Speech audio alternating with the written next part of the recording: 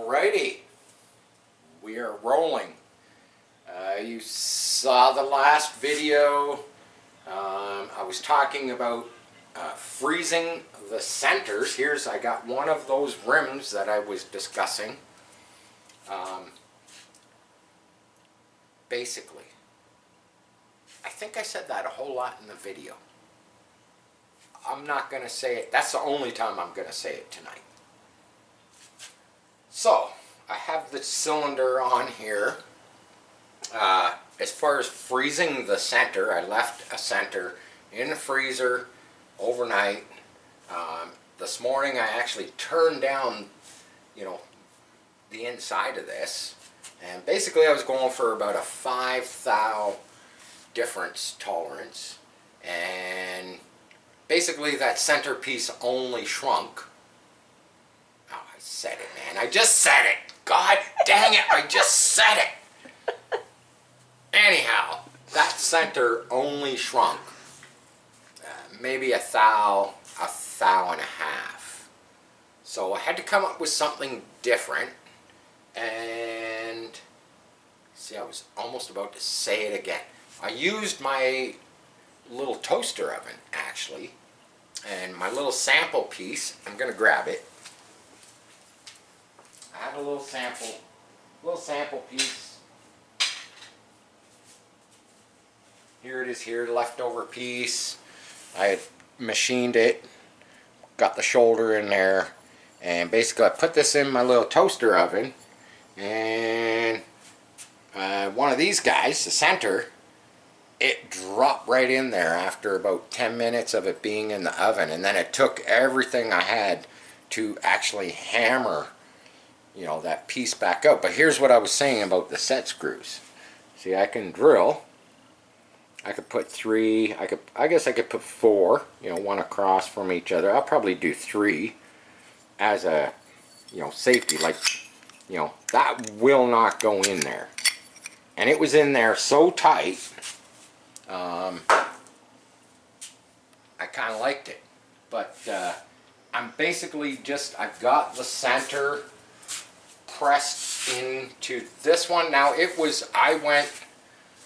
so because I could hammer the center out of my little test piece, I decided that, okay, a 5 thou tolerance was maybe just a little on the light side. So I actually went with 7 thou, tolerance. And I put this cylinder in my toaster oven, and then I dropped. It was in there for about half an hour on maximum. I think it's 450, almost 500 degrees in the little toaster oven. Yeah, in the heat here in Canada, and I got a toaster oven cooking aluminum, trying to expand it. But it dropped about halfway down, and I did make a test piece to make sure that it went down the cylinder where I had machined it this morning, to make sure it went right down to the shoulder with basically 0 tolerance. It just slid in there, and it was nice and kind of snug all the way down. And I took it out, and then I was like, wow, okay, that's great, that fit. Put the cylinder in the oven, let it cook for a half an hour, let it expand a whole bunch, and basically my piece only went about halfway in. So then I jumped on it, and I actually went out that door. I have a press right outside the door, and I figure, okay, I'll press it the rest of the way to the shoulder in the middle of the tube. And the problem with aluminum when it's that warm is you get, I got a cold piece of aluminum, and I got a hot piece of aluminum, and I got a little bit of gouging. Down the inside of the cylinder, right near the end.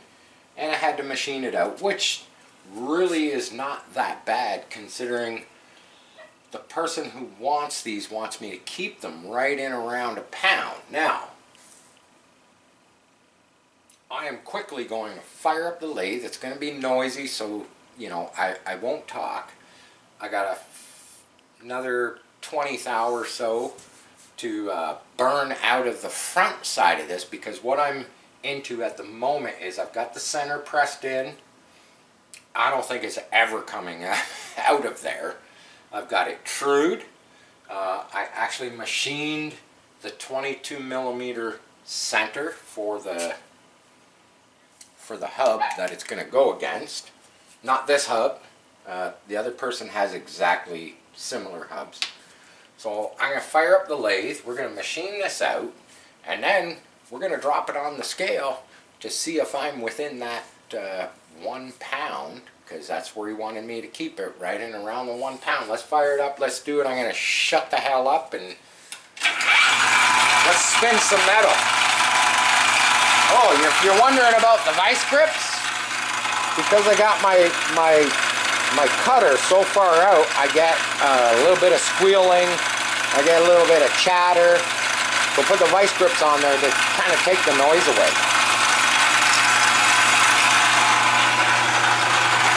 We'll switch sides. Okay, I'm going to set this. We're going to go another 20. We're going to put it on auto feed. There we go. And away we go.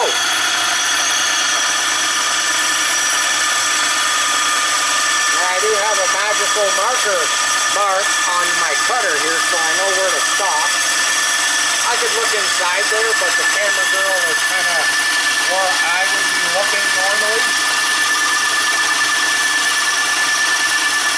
And I can watch the line on the back side there. I can see the line as it's cutting. I don't know if you can see that. Kind of hard, kind of dark in there. I usually just visualize that. I can see it as it's going. I'm going to watch my magic marker mark. Oh, now I can't see it because stuff got in the way.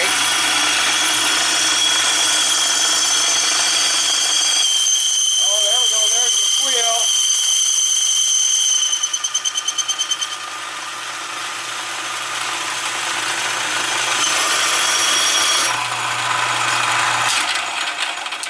This is you know, this is all about machining.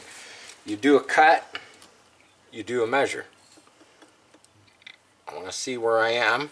Okay, we're going to do one more. We're going to do one more quickly. I'm going to go another 10, which actually 10 over circumference equals 20, because you're taking 10 off one side, which relates to 20. That's all I'm going to say about that. You gotta like auto feed.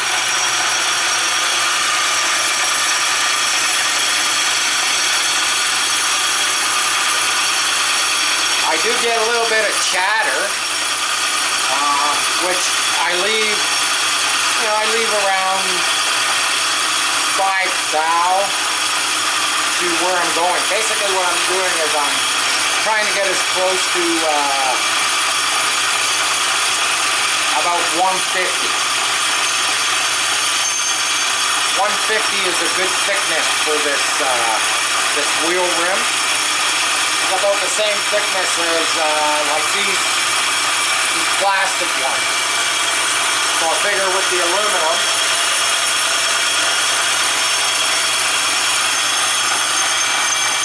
of course I can't see.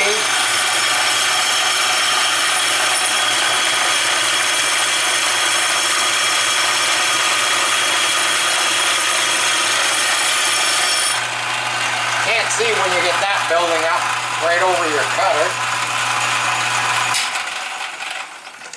Now, because this cutter is so long, I get a little, you know, get a little bit of flex. So as you pull it out, you get these weird line marks. But that's you know, nothing that some sandpaper.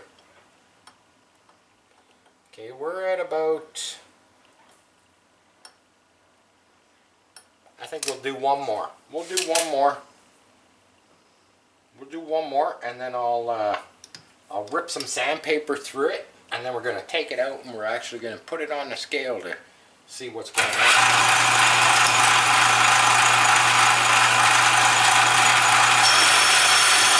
And away she goes.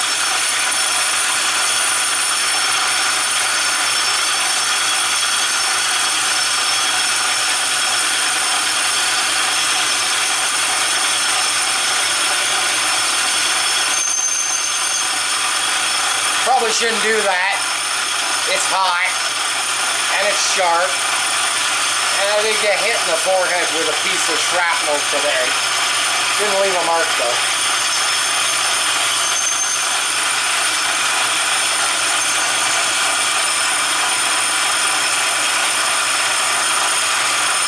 If I could just find a use for all this leftover aluminum.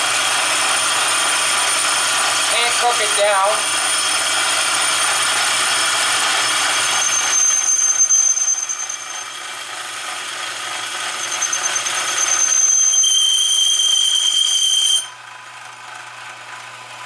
Can't cook it down because I've tried to basically take all this stuff, all the leftovers, and I have actually tried to put it in the crucible. You know, we were doing it in the stove, and it was like I just kept packing it in and packing it in and packing it in. And what the issue is because this cutter, believe it or not, because this cutter is a carbide tip, it contaminates every strand of aluminum in here. So I am told. And you end up with, by the time you get the crucible full, and you start to scrape out all of the, you know, the bad stuff, the slag and whatnot, you end up with basically about half of the crucible is garbage. So it's not worth my time or the propane or any of that to try and, you know, reuse this and melt it down. You know, I suppose if you were doing it for fun, you know, by all means, you know, melt it down, try and get what you can out of it. Me, I would rather take something like this, you know, big old hunk of billet aluminum, chop it up on my bandsaw so it fits into my crucible, and just use this and have some, you know, some quality 6061 aluminum. Like, why waste your time? Where do I get this? I luck out and I just acquire stuff like this. Not going to say where this come from. Can't. It's a secret. And yeah, there we go. That actually looks pretty good. I'll sand it. But let's take it out. It's smoking hot. I'll tell you that. It's hot. I'm thinking you could cook on it.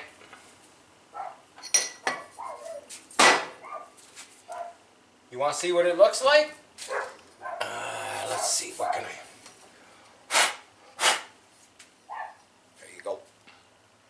Front side, center's in there. It's all trued up. The back side needs a little sanding. But there you go. That's a 5-inch. Gonna go on a dragster. There, see, if I hold it like that, it's not too bad. My fingers are pretty tough. Let's throw it on a scale. I don't know if the heat, it's like a hot potato. Hey, it's like a hot potato. Set it down. My hands are pretty tough, but I can't hold it for that long. Ooh, check that.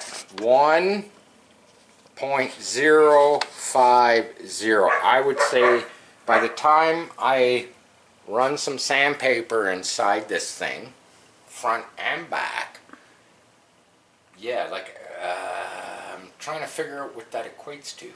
The 050. I don't even know what that is in ounces or grams. But there you have it. You got to, you at least got to see one.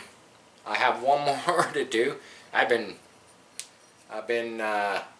dicking around with this kind of on and off for most of the day today, you know, just playing with some stuff. Now, whether I'm going to put I don't know if I even need to put the set screws in here, because that thing, like I say, I pushed it in and it was so tight. Now you probably can't see. Let's get some light. There's still a couple lines.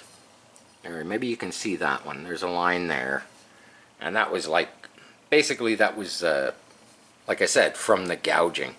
There's a couple more, and I've already got this turned down to 150. I don't want to take any more out of there. We're pretty much at our pound, what we were looking for. Yeah, it's hot. I gotta keep moving it.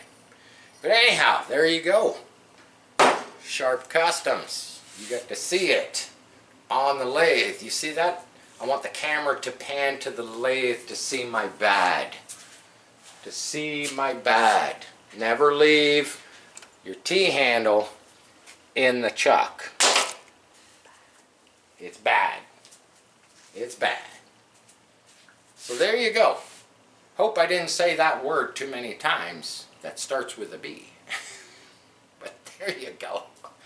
Sharp Customs. Share, like, subscribe. Thank you to my new subscribers. Love you all. Peace. I'm out.